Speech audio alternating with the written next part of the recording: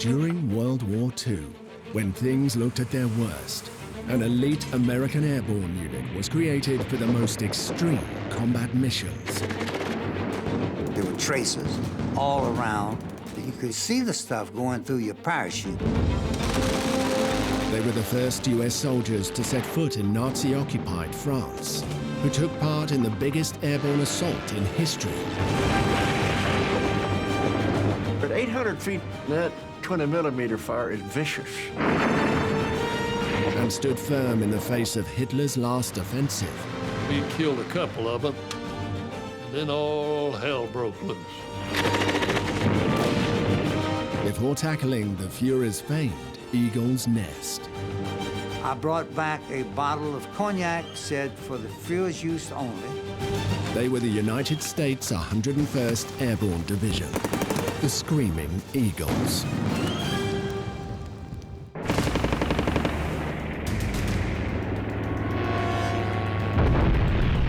An extraordinary war demanded extraordinary soldiers. But we were good. We were very good. The best there was. Forged into elite bands of brothers. You were fighting for your buddy. You didn't want to let them down. By facing the trials of war together. They tacked us up through the vapor trails and butchered us up pretty good. These are the stories of the Second World War's most famous fighting formations and their journey through tragedy and triumph. The German commander said, "I've never seen any people as brave as yours." To earn their battle honors.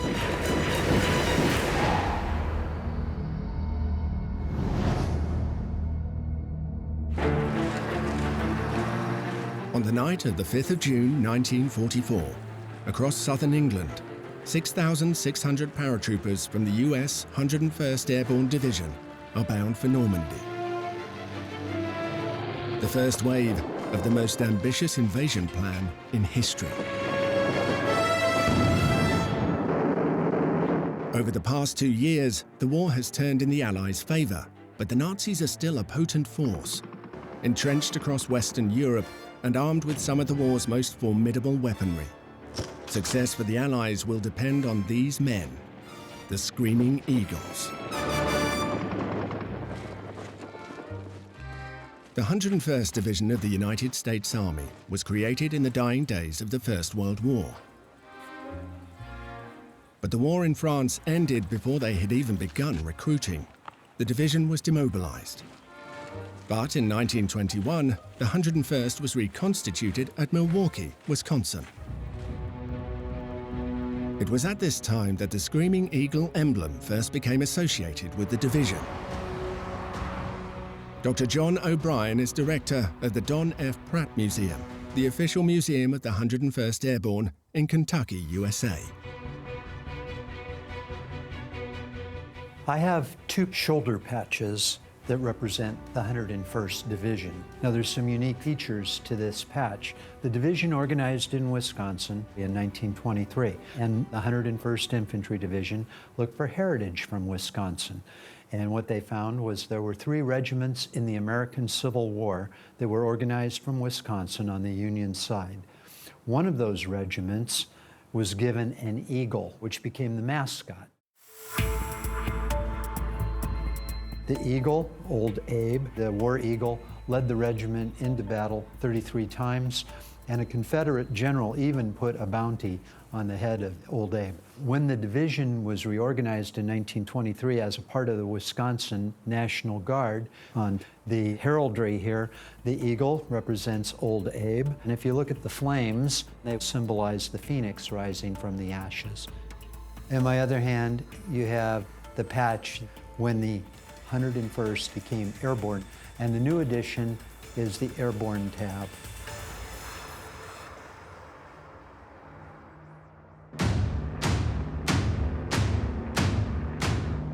When America entered the war in December 1941, the 101st were still just reservists.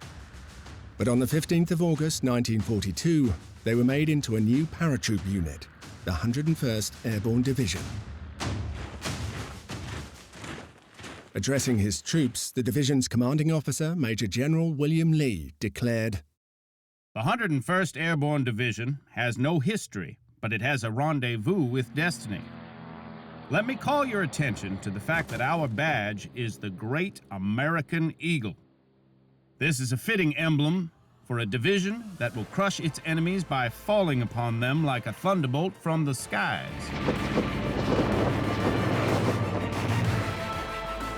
In summer 1942, the recruitment drive to find volunteers for the Screaming Eagles kicked into gear.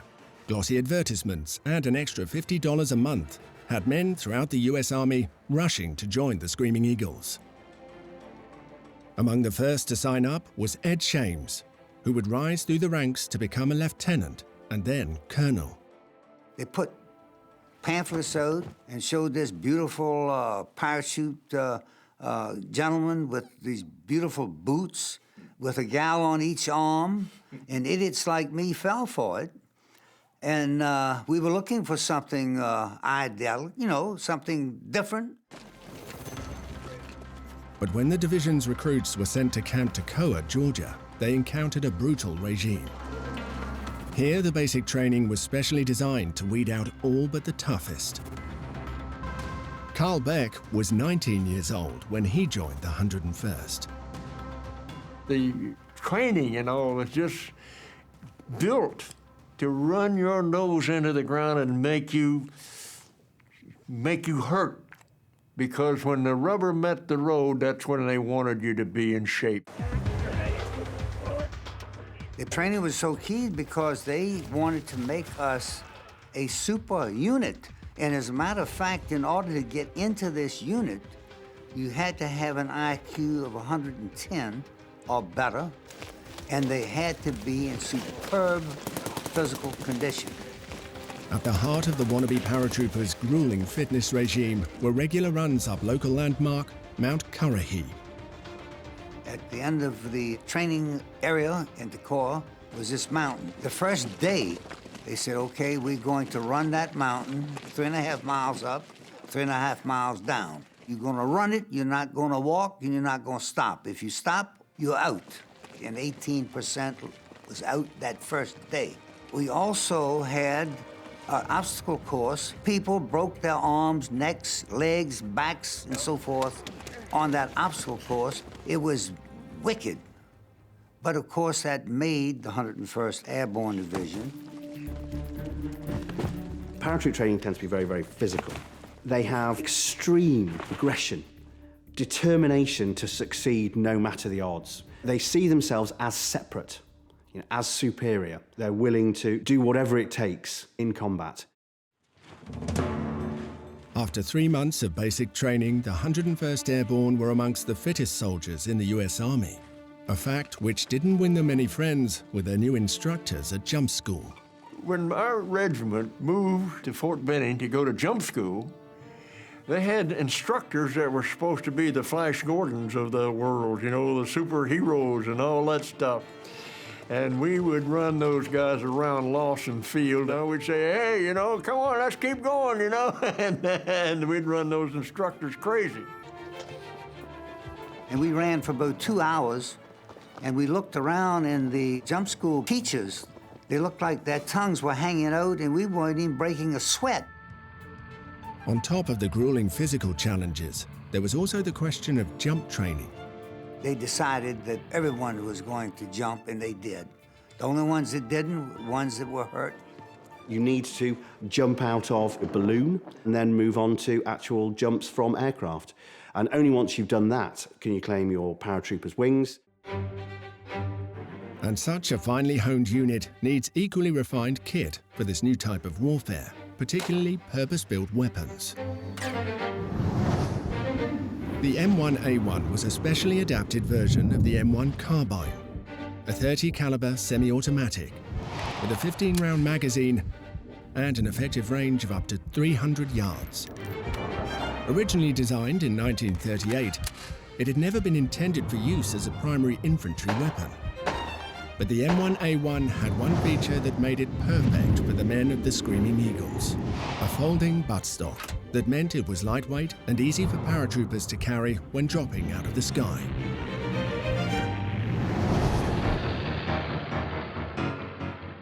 In June 1943, the 101st Airborne showed just how far it had come, performing well in manoeuvres. By that stage, they were trained as well as they could be. They really started to come together as a unit and to establish a reputation among both their comrades across the US forces and indeed with British forces. But we were good. We were very good. The best there was. The spirit that we evolved during our airborne training is you're just not going to let your friends down.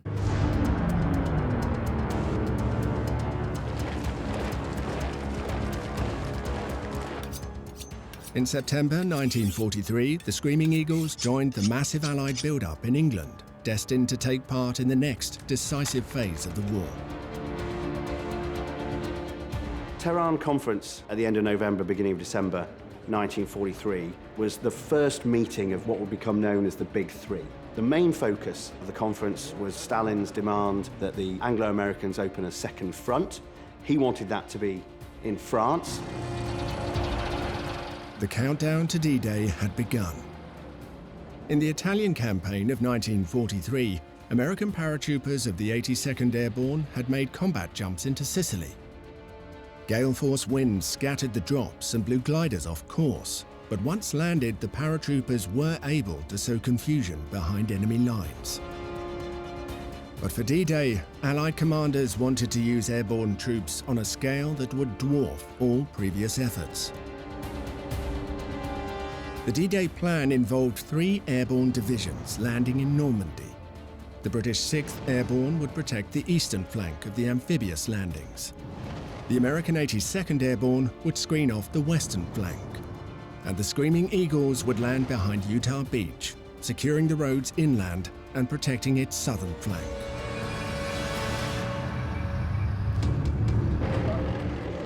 Planning for D-Day was a monumental logistical and strategic effort. But in order to maintain secrecy, most of the hundreds of thousands of soldiers were kept completely in the dark. One time when we went to make what we thought was a jump, they'd built an enclosure on the end of the runway that looked like a minimum security prison. So we went into this area, you could get in, but you couldn't get out. And that's where we got briefed for Normandy. I knew it was coming because I was an operations sergeant of the battalion, and I attended all these meetings with the operation officer. And I did the sand tables for the invasion. Sand tables, of course, is a replica of what you're supposed to be seeing on the ground. On the evening of the 5th of June, the men of the Screaming Eagles received their orders. Its 502nd Parachute Infantry Regiment got theirs from a special guest, General Eisenhower. Little did they know that their supreme commander feared he was waving off doomed men. The paratroopers would be jumping into enemy territory at night. Inevitably, many would be lost and scattered in the darkness, while gliders would attempt to land onto fields where the Germans had set out thousands of stakes to rip them apart.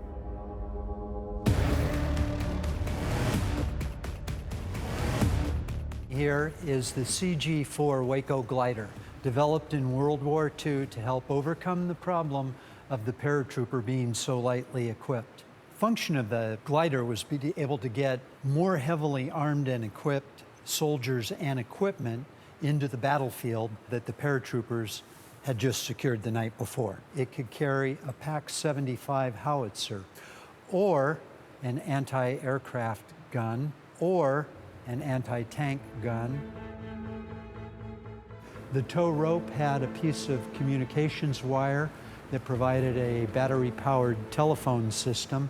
The tow pilot could communicate to the glider pilot, release, release, release, and the glider pilot could reach up, and there's a big red handle that he could pull down that opened that allocator clip, and the glider descended to the ground.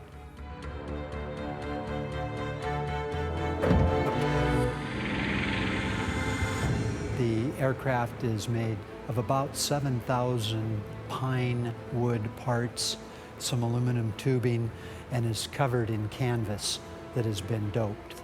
The soldiers that actually rode in the gliders It was a scary proposition. It was very dangerous from ground fire. Tracer rounds could catch it on fire. Everybody talks about throwing up in their helmet.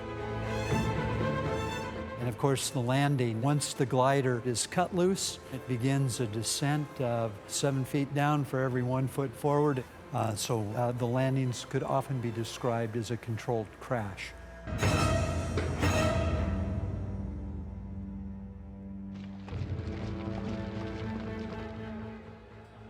As the 101st prepared for battle, some of the men looking to America's frontier past shaved their heads. Few of the outfits got the idea they ought to show the Germans we had Indians in America. Here they are. Indians from the Loop, from Back Bay, and the Bronx. I do want to mention that at this point in our lives, we were 17 or 18 years old. And the thing that you feel, of course, is a little bit of fear, pretty much of the unknown. But the greatest fear to me, and I'm sure I expressed this for my comrades, was to not let my friends down.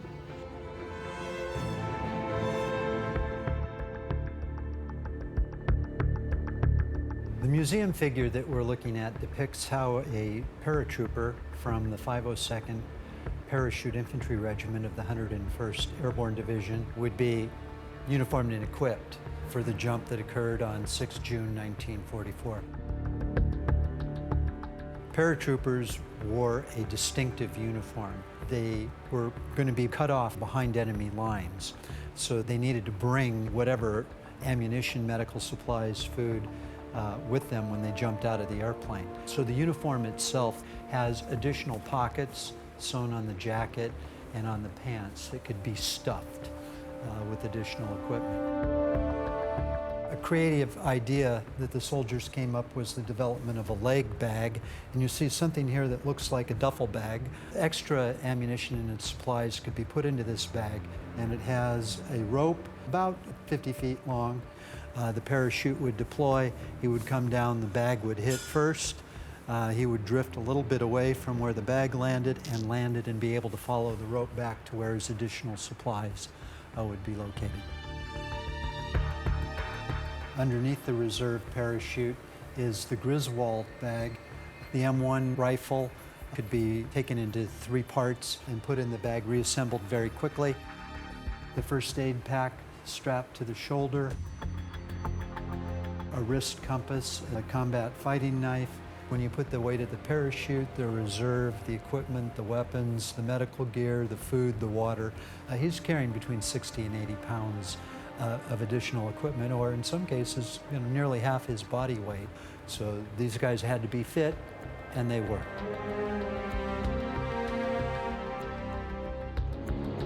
In the night, the men of the Screaming Eagles boarded their transports and began to taxi for takeoff. They would fly to France in one of the war's most iconic planes, the Douglas C-47 Skytrain. The C-47 was the most ubiquitous troop transport of the whole war. The British called it the Dakota, but to the US Army, it was known as the Skytrain. It served on every front, even in Eastern Europe, where it was produced under license by the Soviets. An adaptation of a civilian airliner, each C-47 would carry a stick or group of 18 to 28 paratroopers. It was powered by 2 1,200 horsepower engines, with a range of 1,600 miles and a maximum speed of 230 miles per hour. Supreme Allied Commander Eisenhower ranked the C-47 alongside the bazooka, jeep, and atomic bomb as the technical innovations that won the Allies the war.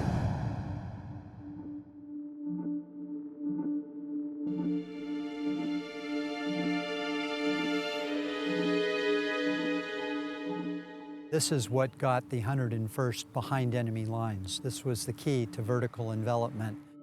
On the night of D-Day, hundreds of these aircraft were used. They filled the skies.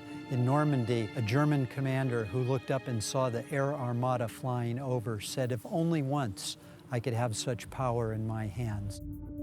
A story that has to be mentioned is the bravery of the men who flew these aircraft. It was absolutely essential that they fly in formations at particular altitudes at a particular speed. Otherwise, it was unsafe for the men to jump. Flying these aircraft in Normandy, the pilots encountered a lot of German anti-aircraft fire. So in order to maintain those formations, oftentimes the pilots would put themselves at tremendous personal risk. A complete lack of armament was the Skytrain's greatest weakness. However, by June 1944, the Allies had almost complete control of the skies. But while the Luftwaffe threat had been largely neutralized, anti-aircraft gunners still posed a major danger. As soon as the planes reached France, they entered a hailstorm of flak. You're at 800 feet, and that 20-millimeter fire is vicious. If you're ever in an airplane that gets hit, and I hope you never are, it sounds like your head's in a bucket and somebody's pounding on the bucket.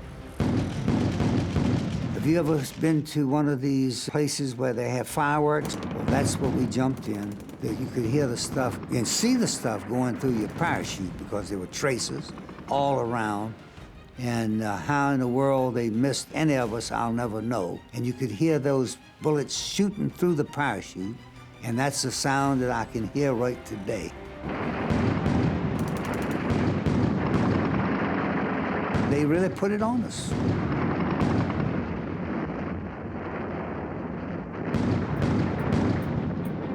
The incoming fire caused the pilots to panic.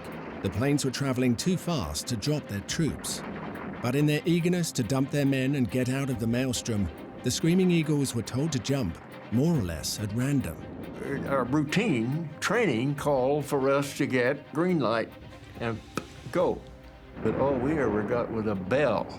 And a bell just means unass this airplane. These guys, they could hardly walk getting out of that door because of the weight that they were carrying. So the jump master threw the bundle out, and out we went. We were completely off the drop zone and just scattered all over.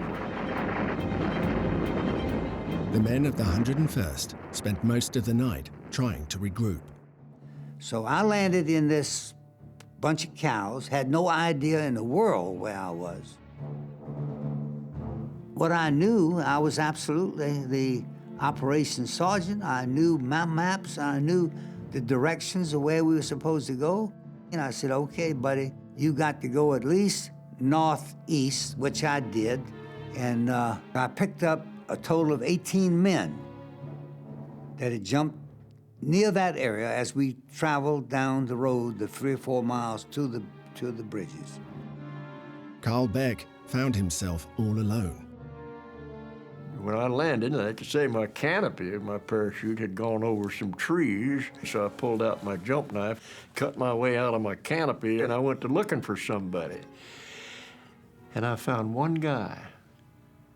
10,000 guys dropped on that peninsula that night, and I found one, my friend Robert Johnson. The Allies knew that the paratroopers were likely to be scattered in the darkness and in danger of blundering into enemy troops before they could find their comrades. So every man was issued with a special cricket clicker. With all our clickers, which, by the way, the clicker is, here I am, I hear you. That's the thing of the clicker. And with all these signs and countersigns and clickers and being a great soldier, when I saw Robert, I said, hey, Johnson! So Robert and I got together. This is a metal cricket.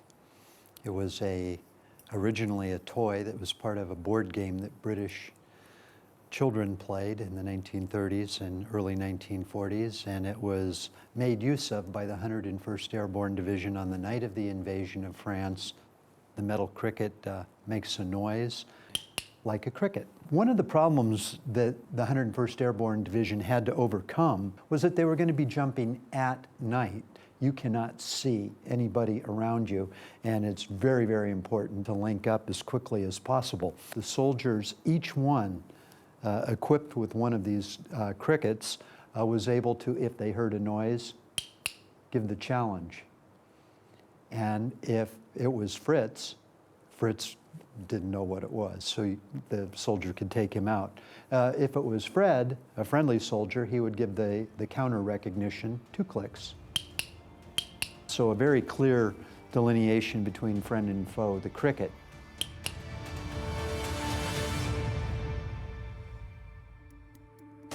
And I heard some firing not too far up the road. It was a small enemy patrol, I would say 5 men maybe. We'd killed a couple of them. Then I got my men back on the road, and I got about 100 yards. And then all hell broke loose.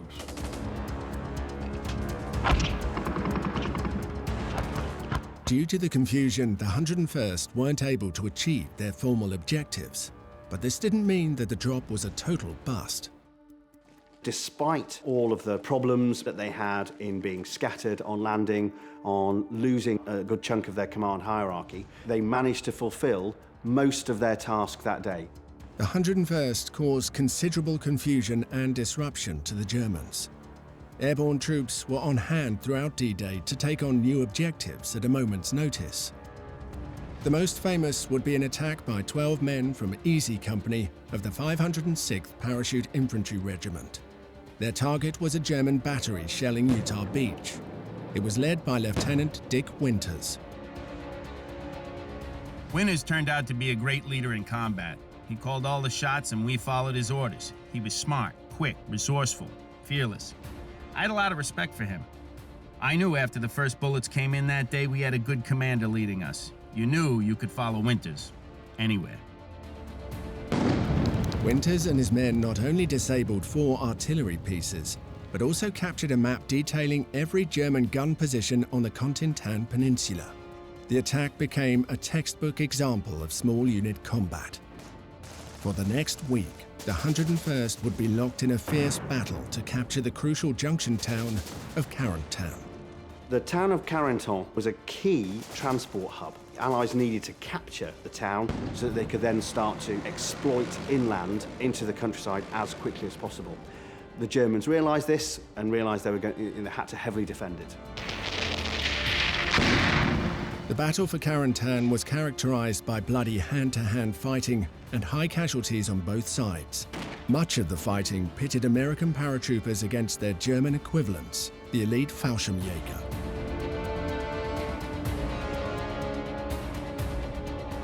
The armor was in Carentan. They had to go across that river to defend the beaches. And our job was to prevent anything crossing those bridges, which we did. At one point, Colonel Robert Cole of the 502nd Parachute Infantry Regiment led his men to dislodge German defenders blocking the way to the last of 4 bridges. It was a desperate and costly fight, but cleared the way for the capture of Carentan. This presentation has the picture and citation pertaining to Lieutenant Colonel Robert Cole.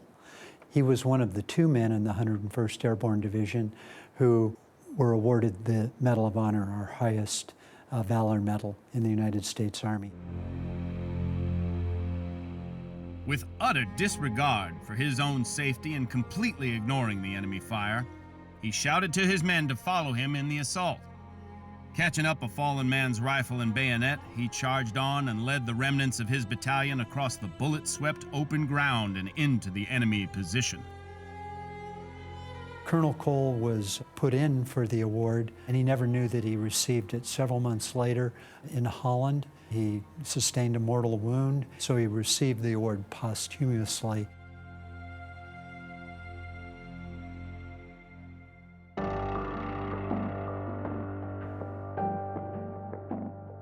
After 33 days of continuous combat in Normandy, the 101st were withdrawn to England, but their respite would be brief. They soon joined British Paras and the US 82nd Airborne in an ambitious plan to break into Germany and bring about the final defeat of Hitler's regime. By September 1944, over 3 months after D-Day, the Allies hadn't taken as much of Western Europe as hoped. But after the collapse of German forces in France, the Allies sped eastwards, until Nazi resistance hardened again, as they inched closer to German soil.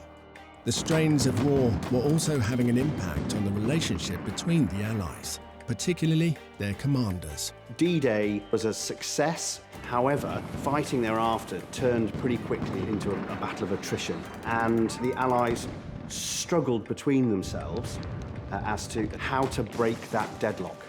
The Americans, particularly Omar Bradley and George Patton, on their side, considered the British, under Montgomery's command, to be too cautious, not willing to take the risks necessary to bring a swift and decisive victory.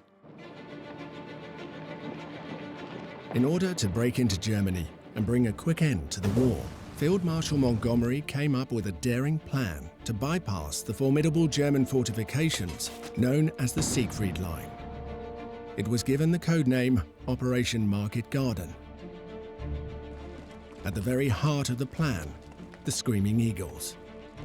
The 1st Allied Airborne Army would secure a series of bridges, making it possible for a vast British armoured column to make a dash across Holland to the Rhine. British 1st Airborne would take the furthest bridges at Arnhem. The American 82nd Airborne would secure Nijmegen, and the 101st were tasked with taking the southernmost bridges around Eindhoven. At first, it went well. Despite taking some flak, the 101st executed a textbook landing in the Dutch sunshine. It was a far cry from the chaos of D-Day. The drop was beautiful. It was what we call a parade ground drop, and it was so vast. There was planes still taking off in England while men were dropping in Holland. There was a huge, huge drop zone right outside of Eindhoven. I landed and right on the drop zone, and it was filled with big Holstein cows. And they panicked, of course, when all these parachutes started coming down. And I'm thinking, oh man, I'd hate to have to write home from the hospital so that I was severely wounded by a big Holstein cow, or even killed by one.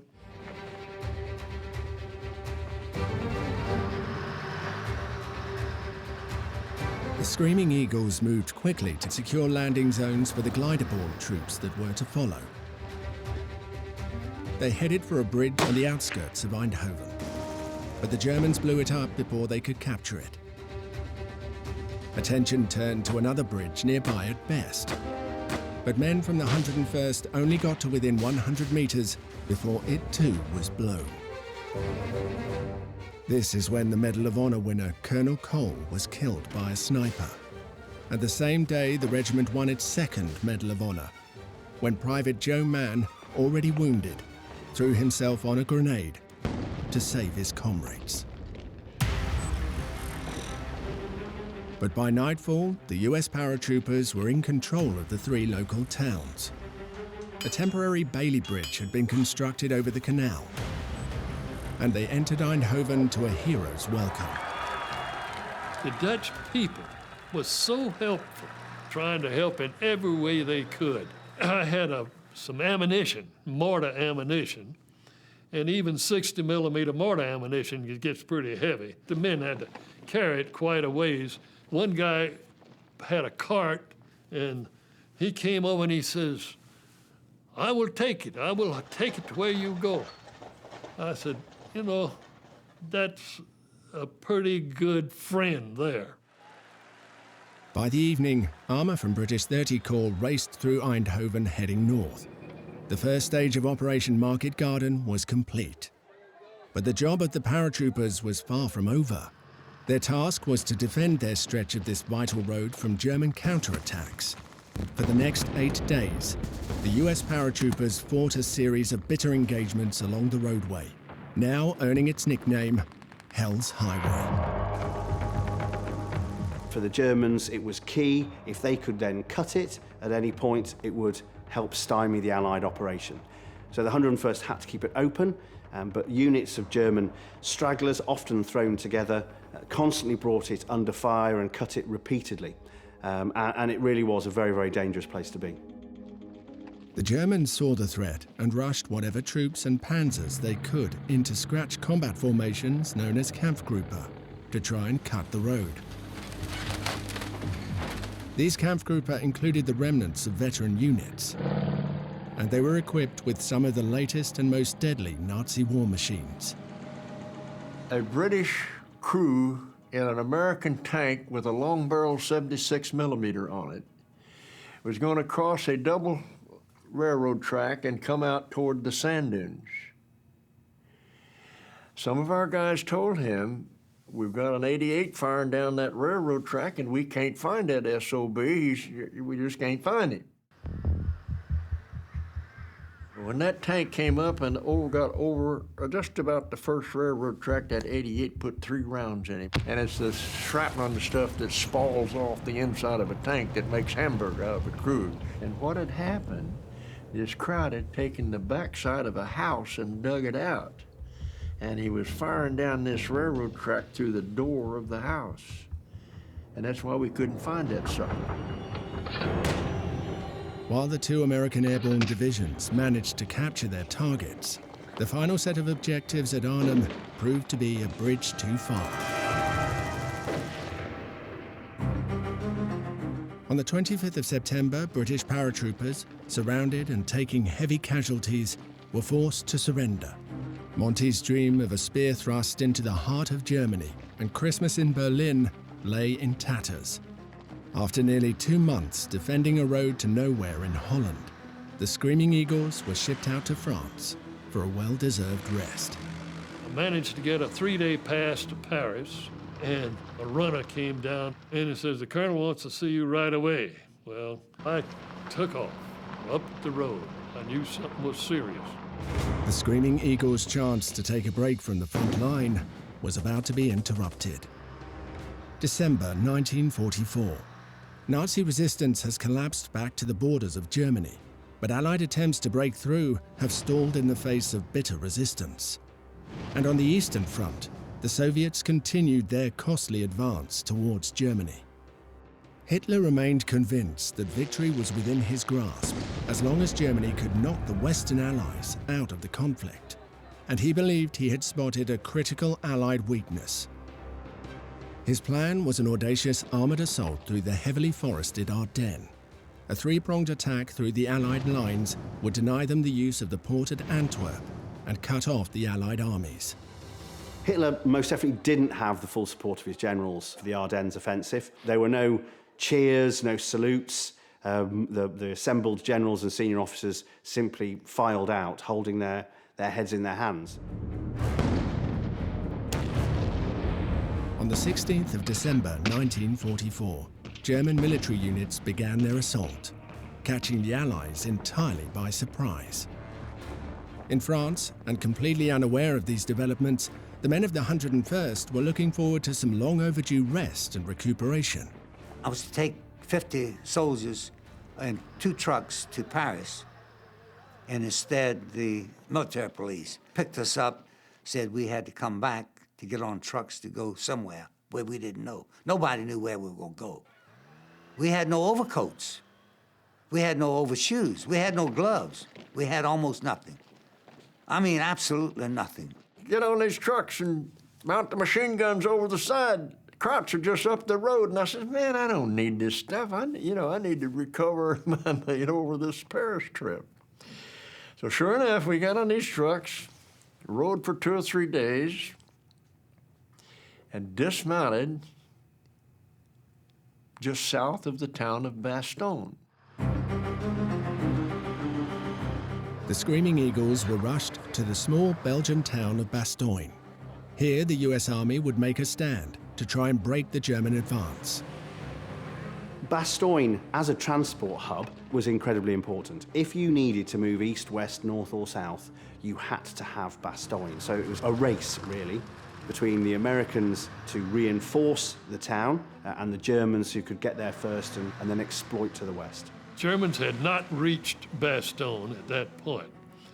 So the commander says, I want you to get up this road here until you run into the Germans and stop them. I said, yes, sir. They were attacking with divisions, the Germans were, and I had one rifle company with about 100 men. Only one of the 3 German thrusts had made any real progress in the offensive, and the 101st were now directly in their way. Their race to get to Bastogne before it was completely cut off was so close that the rear units, containing all the division's medical personnel, were captured. They were now completely surrounded and outnumbered 5 to 1. We were encircled. We were encircled the minute we got there. Surrounded, completely surrounded. 180,000 Germans. Bad weather grounded Allied air power, making resupplying the besieged troops from the air impossible. Oh, it was brutal. It was brutal. We ran out of food, and we're just about out of ammunition. We got a break in the weather, and some C-47s came in and threw out some bundles of ammo, and we got the ammunition in, and they had about 5 medical officers parachuted in. And they started working at the aid station. And I was glad because 2 days later, I was back there myself. Adding to the misery for the Screaming Eagles was the freezing weather. Weather was very, very, very nice. 17 degrees below zero. The worst part of it started snowing. And it snowed before it stopped about knee-deep. And it was windy. So they must have had with a wind chill of 30 degrees below zero. Oh, it went from bad to worse. We had no shelter whatsoever, except tree boughs and foxholes. It was so cold, actually, we had syrettes, little morphine syrettes. So I reached up for my first aid kit that was on top of my helmet, got that syrette out, and shoved it in my leg to ease the pain. It was so cold. Over the next 5 days, German troops launched probing attacks against the 101st. It was grim, attritional warfare. Conditions at the time were terrible. The American paras, and most of them just had their summer uniforms. They lacked everything that you needed to survive in what were truly, truly dreadful conditions at the front. What's depicted in this case are artifacts from the Battle of the Bulge, the defense of Bastogne. The large photograph here that shows very famously General McAuliffe, who conducted the defense, holding that very same sign. It was the worst and coldest winter on record in Europe in the 20th century. And there was a lot of ad hocery that had to go together to stay warm. They were actually even stuffing their uniforms with newspapers to provide extra layers of insulation. Brutal, brutal temperatures, soldiers doing what they could to survive. The U.S. Army also at this time did not have winter camouflage. So the citizens of Bastogne and some of the surrounding villages donated their bed linens. There's a very unusual piece here, this musical instrument. It's a kazoo with a slide. There was a famous American comedian who used this as part of his comedy act, which he nicknamed a bazooka. The soldiers looked at the M1 rocket launcher, used to great effect at Bastogne by the infantrymen of the division. They nicknamed the M1 rocket launcher the bazooka because it looks like the same bazooka from the comedy act. In spite of the hardships, morale remained high And the men of the 101st responded to the dangerous situation with gallows humor, even giving themselves a new nickname, the Battered Bastards of Bastogne. The Germans came in and asked for our surrender, and Tony McAuliffe, the general, thought that they were going to surrender to us. And when he was told, no, they want us to surrender, he said, all nuts. What am I going to tell these guys? And General Kennard, who was then a bird colonel, said, well, that last remark you made was pretty good. He said, what was that? He said, you said nuts. So he said, okay, and they wrote it down. And Harper handed this guy the note, and he said, Neutz, what does this mean? And Harper said, it means we're going to kill every goddamn soldier who tries to get in here, every damn German who tries to get in here. People have asked me, well, did you think about surrendering? And I said, no, there wasn't a single soul that ever said a single word about surrender. That was not in our vocabulary. We were trained not to think that way. We are always going to prevail no matter what. There happened to be some of the public affairs newspaper soldiers in the division, and they recorded the surrender ultimatum and the commander's response. You can read the surrender ultimatum, and then the troops were informed that our commander, General McAuliffe, replied one word, nuts. We point this out to our new soldiers, and the message is a paratrooper, a screaming eagle, never quits. Late on Christmas Eve, Luftwaffe planes strafed Bastogne. One bomb hit an aid station, killing 30 of the wounded soldiers and their nurse. The next day, the Germans launched their most sustained offensive on the town.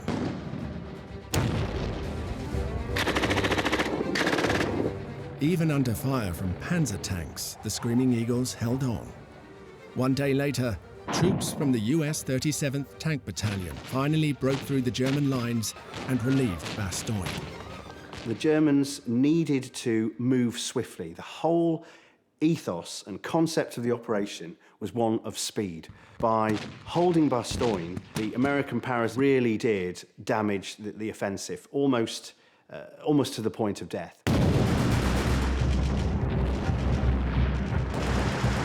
In the days following the siege, the Screaming Eagles were ordered onto the offensive, tackling German units along the fast-collapsing front line. They came face to face with some of the most battle-hardened and fanatical German units, including regiments from the SS Leibstandarte Division, Hitler's bodyguard. The Screaming Eagles' exploits at Bastogne made it one of the most famous units in the entire US Army. But the siege had taken a heavy toll. The 101st lost over 550 men, while some units suffered 50% casualties. The Battle of the Bulge was the Screaming Eagles' last sustained action of the war. However, even as the trials of combat were approaching their end, they were about to witness the full savagery of the Nazi regime.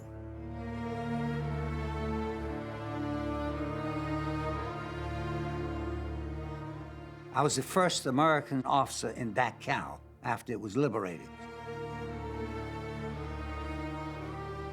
The commanding officer heard about this place called Dachau. He called me because of my religion and also because of the fact that I was the patrol platoon leader. And he pointed it out on the map, and he says, get there as soon as you can, take the Jeep, and I went. And I see it every night of my life, right now. Every night. By May 1945, peace in Europe seemed close. Adolf Hitler had committed suicide, and Berlin, capital of the Third Reich, had fallen to Soviet troops. Allied forces were fanning out across the remains of the Third Reich, encountering pockets of resistance, but also managing the many thousands of prisoners, hoping to chance their luck with the Western Allies instead of the Soviets. The Germans were surrendering en masse, thousands, not hundreds, but thousands at a time. We knew the war was going to be over very shortly. The Screaming Eagles picked their way through southern Germany, close to the border with Austria. The going was slow. Allied commanders were fearful of ambushes. There were many diehards, SS units, Fallschirmjäger, and also the Nazis' own resistance movement, the Werewolves, who, although not a totally functioning guerrilla movement, were still capable of causing casualties. Fortunately, Allied fears did not materialize, and aside from isolated pockets, no guerrilla movement developed. Rather than focus on clearing Nazi fanatics from the mountains, the Screaming Eagles were more interested in beating rival Allied units to claim the ultimate prize, Hitler's private hideaway, the Eagle's Nest. The Eagle's Nest had huge symbolism simply because it was, in effect, Hitler's home from home.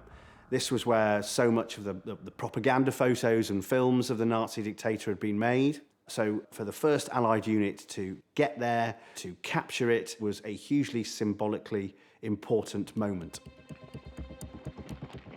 By May 1945, rival Allied units were all racing to capture Berchtesgaden. There's even evidence that German soldiers were trying to reach the town. However, on the 4th of May, the honor fell to the US 7th Infantry Regiment. Little known but battle-hardened, they'd been in almost continuous combat for months. Soon after, men from the 506th Parachute Infantry Regiment relieved them. Berchtesgaden, Hitler's mountain retreat. This had been a playground for Hitler and his cronies. But now it's under new management, and we're getting our first real break for some sightseeing.